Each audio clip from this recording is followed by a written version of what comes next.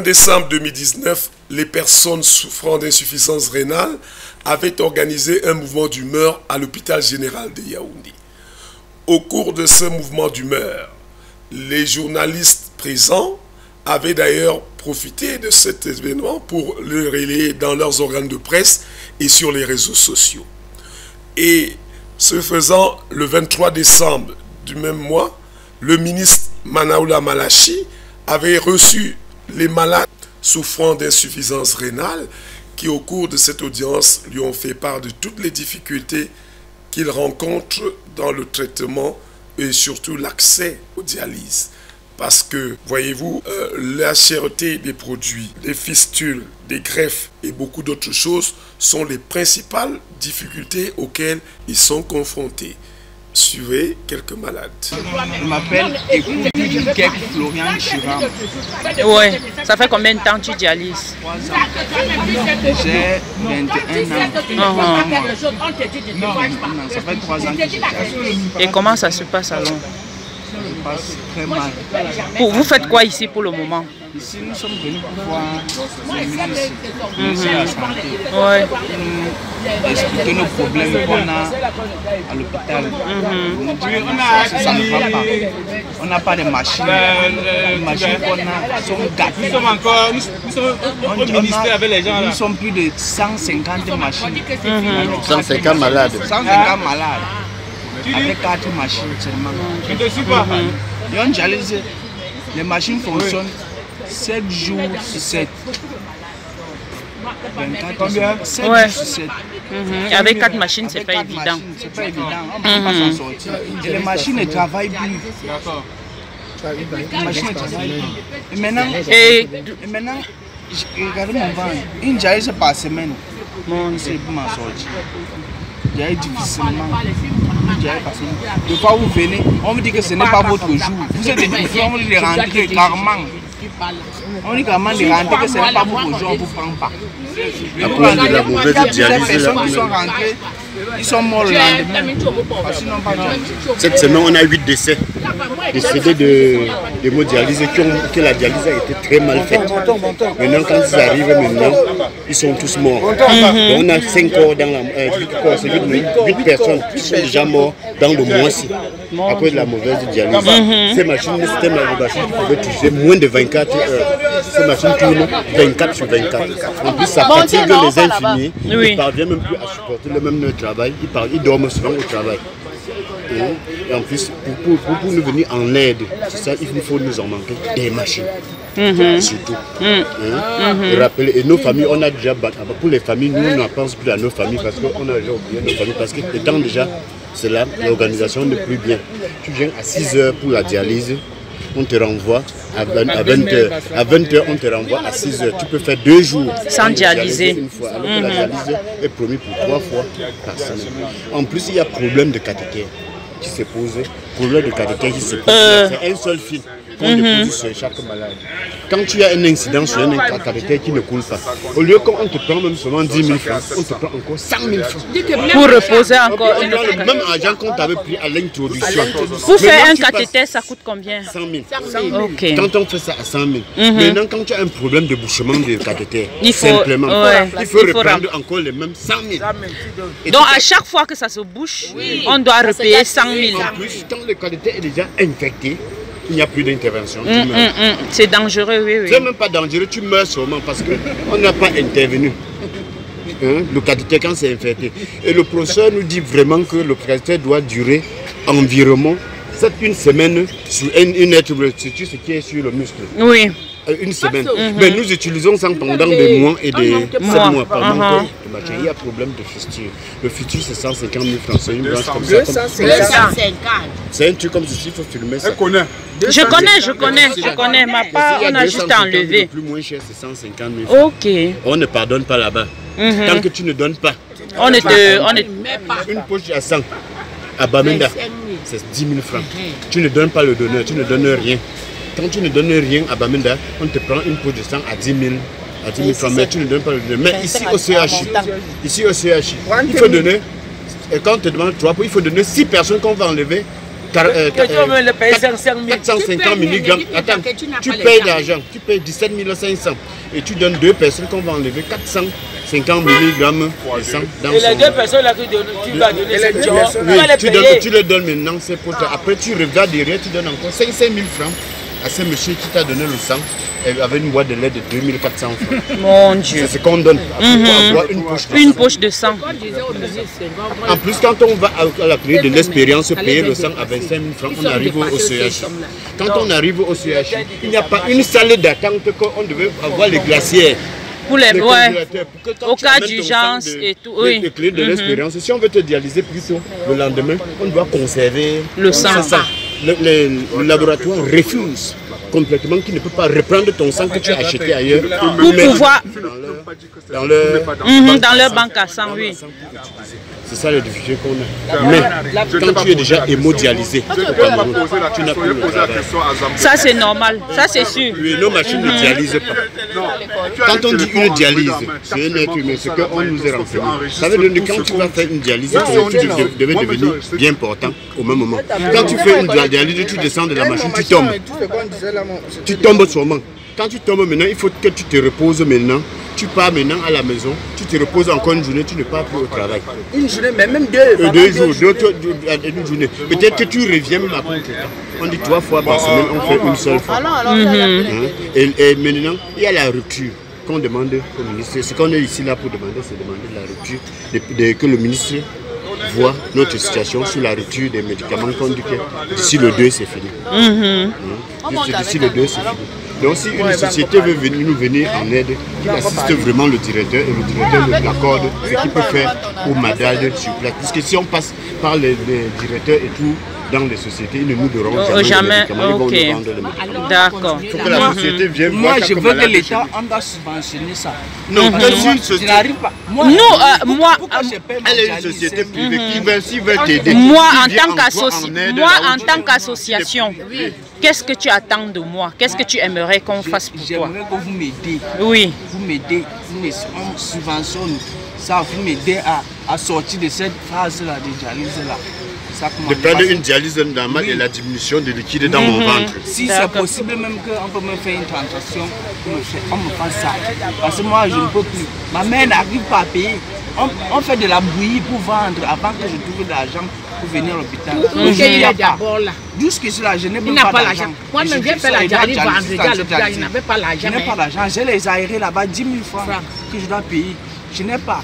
Je dois vendre la bouillie. Si on ne vend pas la bouillie, je vais faire comment? Je ne vends pas la bouillie. Tu vas prêter jusqu'à quand? Tu vas prêter jusqu'à quand? Puisque nous sommes d'abord là, on ne sait pas si on peut faire même. Je ne sais même pas si je veux m'arriver jusqu'à demain même. Parce que cela, je ne me sens pas bien. Laisse-moi dire, il faut que je vienne voir le ministre. On se bat, on explique notre problème. Moi, si on peut me subventionner, si on peut m'aider pour me faire une gueule, je serais très content. Parce que moi et ma famille, ça ne va pas. Mes petits sœurs n'arrivent même, la pension n'ont pas peur, je chasse à l'école. À cause de toi? À cause de moi. Nous sommes à l'hôpital général de Yaoundé et nous recevons une de nos compatriotes qui vit en Europe et qui séjourne actuellement au Cameroun. Elle a la particularité d'avoir été malade devant bénéficier des soins du dialyse au Cameroun. Mais aujourd'hui, elle a connu de tristes expériences. Maintenant, elle est au Cameroun, elle est en Europe et elle est là. Elle est à la tête d'une association. Et je vais tout de suite lui demander de se présenter, ainsi que son association. Bonjour Monsieur Fadia, je m'appelle Madame Djouidjon Sabine. Je réside à Strasbourg, en France, dans le nord-ouest de la France. Donc, on m'a dépisté d'une insuffisance rénale en 2005. J'ai dialysé 4 ans, j'ai été greffée en 2012. Donc, vu mon expérience sur le Cameroun et la France, j'ai mis sur pied mon association qui s'appelle Les Anges de l'Aurore pour apporter un peu mon soutien auprès des malades souffrant de la même maladie. Et bref, voilà quoi. C'est-à-dire que vous avez commencé à suivre le traitement au Cameroun. Étiez-vous satisfaite par rapport à ce que vous viviez au Cameroun? Concrètement dit, suivre le traitement, non, j'ai été dépistée ici au Cameroun, mais j'ai eu mon oncle à la même époque qui souffrait de la même maladie, qui a dialysé à peine 3 ans et il est décédé par différentes causes, le mal fonctionnement des appareils, la dialyse qui n'est pas réglementée, le manque des médicaments, des kits et consorts. Mais moi j'ai eu la chance plutôt de débuter ma dialyse en France, au centre oral, et j'ai été greffée en 2012. Alors, votre association est basée où? Mon association est basée à Strasbourg, au tribunal de grandes instances d'Ilkirch, dont enregistré au folio 40. Voilà. Et aujourd'hui, vous êtes en séjour au Cameroun. Et vous êtes arrivé, et le contexte de votre séjour a coïncidé avec le mouvement d'humeur des malades d'insuffisance rénale qui ont manifesté bruyamment en barrant les routes à l'hôpital général de Yaoundé où nous nous trouvons en ce moment, et même du côté du centre hospitalier universitaire, avant d'être reçu par le ministre de la Santé publique, M. Manaouda Manassé. Oui, c'était une grande surprise pour moi. Donc je suis tombée sur l'occasion comme ça au hasard et j'ai pris la peine d'assister les malades en grève. Et j'ai aussi assisté à la conférence malade-ministre, le ministre qui a promis beaucoup de choses. J'espère que ces choses seront prises en compte et pourra au moins améliorer les conditions dans lesquelles les hémodialysés au Cameroun vivent au quotidien. Parce que leurs difficultés sont tellement diversifiées, il y a beaucoup de choses qui entrent en compte. Les mauvaises conditions de dialyse, le manque de machines, la rupture des kits, le manque de médicaments, les frais de dialyse et des examens qui entrent aussi en compte, donc qui pèsent un peu sur les malades. Non seulement quand on a ce problème, c'est un problème qui nous détruit psychologiquement et physiquement, et si à côté de ça, on n'a pas ces possibilités de bien mener nos séances dans le suivi. Donc on se détruit aussi plus rapidement que possible. Donc j'espère que le ministre va trouver au moins un juste équilibre pour que ces malades, vraiment, leurs conditions soient un peu différentes de ce qu'ils vivent actuellement, au jour le jour. N'oublions pas que monsieur le ministre avait dit avait fait certes des promesses, mais il avait dit qu'au finish, le dernier mot revenait au patron des finances. Oui. Donc, malgré ça, est-ce qu'il y a lieu d'avoir une lueur d'espoir? Je ne sais pas. J'espère que souvent leurs promesses ont souvent abouti à quelque chose. Donc après, on attend, on espère, on croise les doigts, on espère que ça aboutira à quelque chose. Maintenant, vous avez dit, vous êtes venu au Cameroun pendant votre séjour, vous avez eu l'occasion d'assister à la rencontre entre le ministre et les malades. En quoi votre association peut-elle être utile aux malades d'insuffisance rénale du Cameroun? J'ai eu le plaisir de rencontrer plusieurs malades avec des problèmes un peu différents les uns des autres.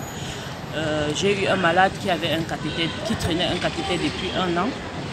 Un cathéter qui est censé durer maximum 2 mois.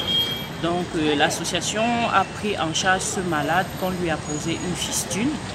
Donc on a pris en charge les finances de sa fistule en fait. Il y a un autre malade qui avait des... Combien ça coûte cette fistule? Le montant normal d'une fistule, c'est 250 000. Oui.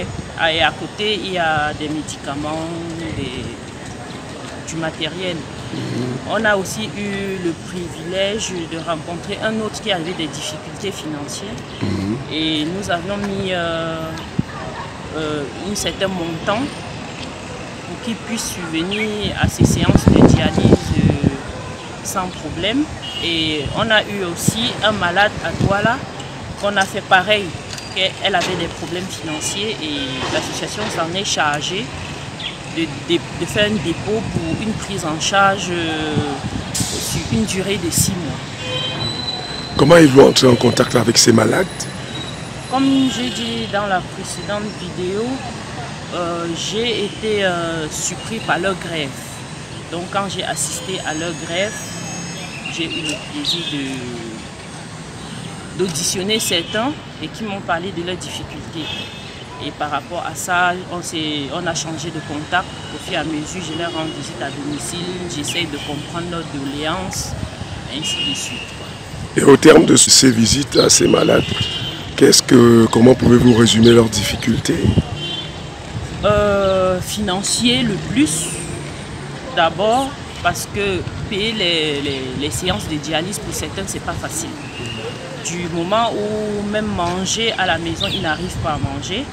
Et on les impose des séances de 5 000 par séance, qui revient à 3 séances par semaine. Ça revient à 15 000 francs par semaine.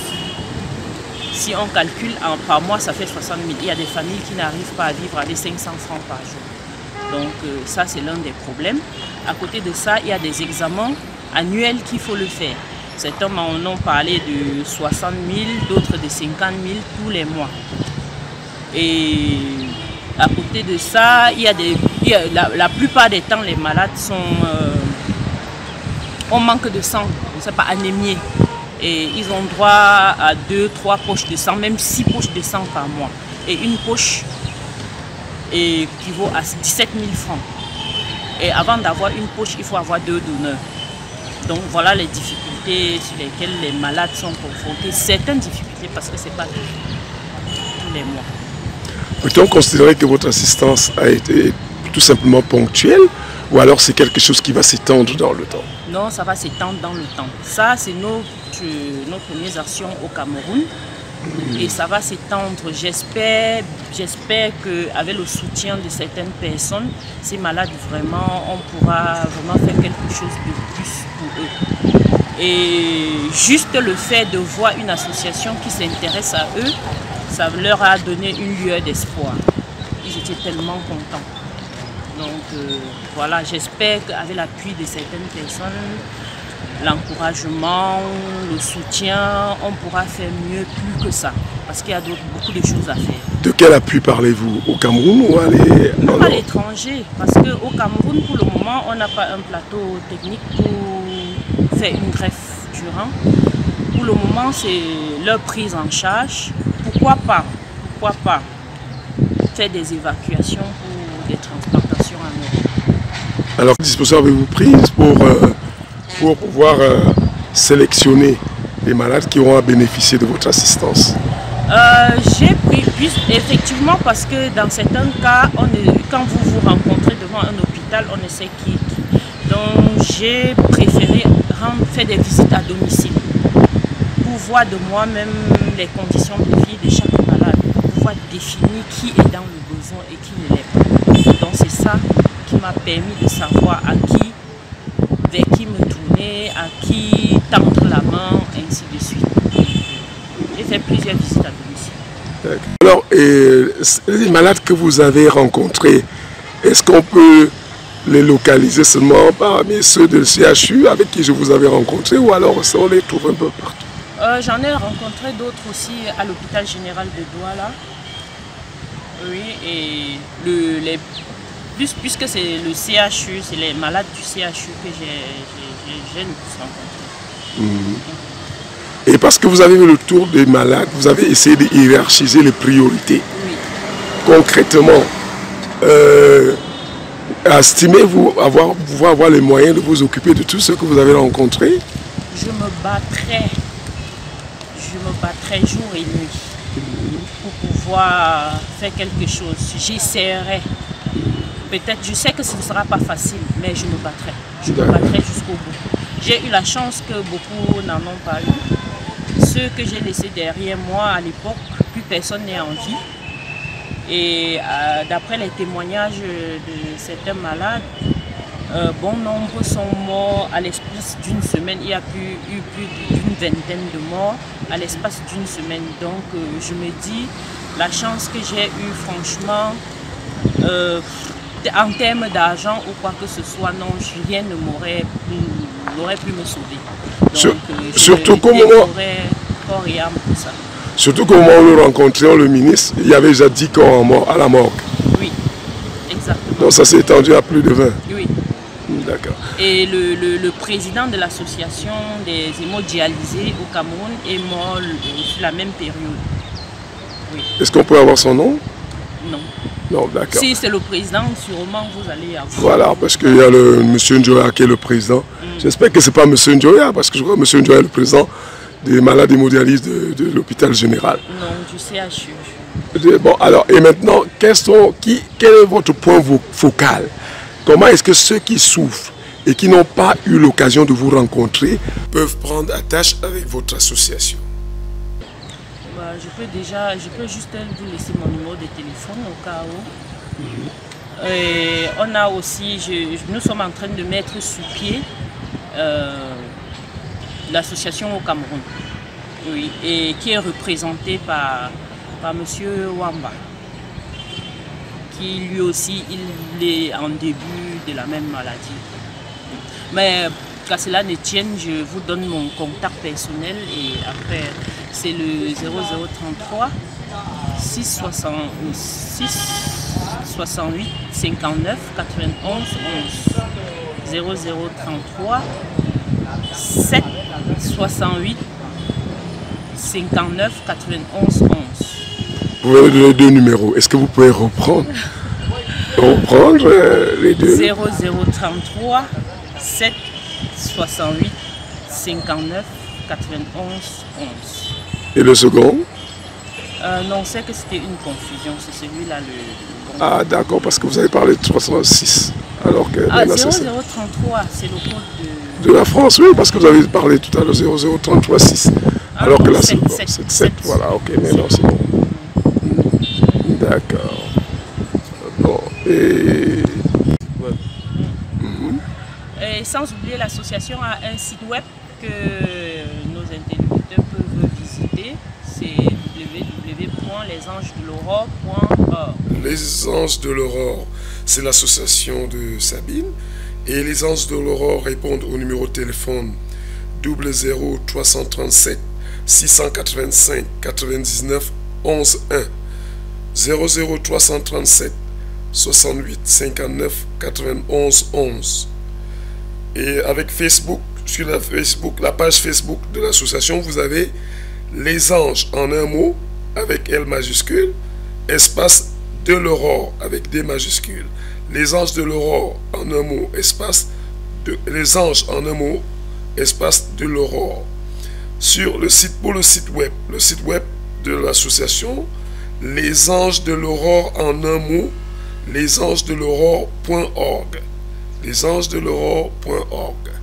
Voilà les différentes associations, les adresses que vous pourrez enregistrer pour prendre attache avec l'association des Anges de l'Aurore basée à Strasbourg, mais qui va dans un prochain avenir ouvrir une représentation au Cameroun et qui s'occupera, qui facilitera d'ailleurs le contact et l'enregistrement des malades devant bénéficier de leur assistance.